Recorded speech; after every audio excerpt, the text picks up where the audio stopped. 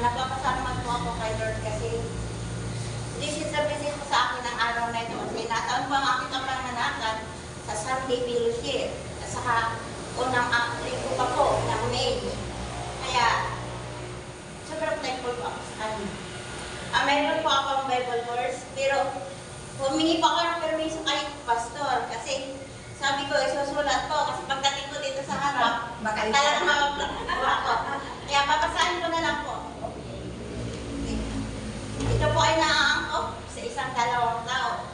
Isang masama at saka isang mabuti. Yes. Ito po yung sa Awit 1, chapter 1, verse 1 to 6.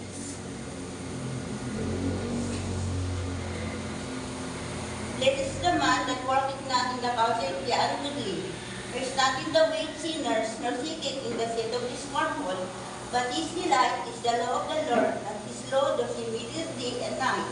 And he shall be like a tree planted by the rivers of water, bringing forth fruit in his season. His leaf shall also not wither, and whatsoever he doeth shall prosper.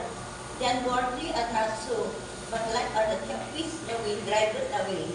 Therefore, the ungodly shall not stand in the judgment, nor sinners in the congregations of the righteous. For the Lord knoweth the way of the righteous, but the way of the ungodly shall perish. Sa Jeremiah 9:23-24.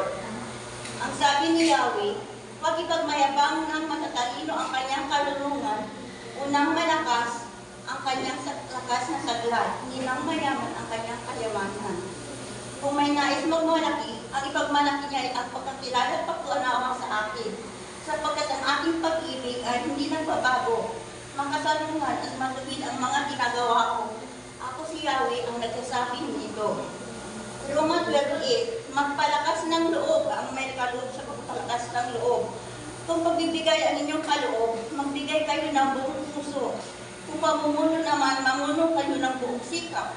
Kung pagkakantawang gawa ang inyong kaloob, gawin niyo yan ng buong galaw. Amen!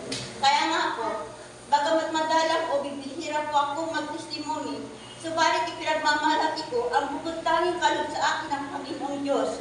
Ama, ito ay ang ginagampanan ko at ginagawa na may buong galak. Kasi po, batid ko na kay Lord ako nabilin ko.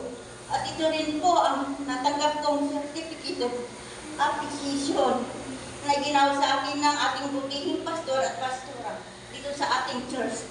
Ito po ay yung certificate of appreciation for being a good worker in the graveyard of the Lord.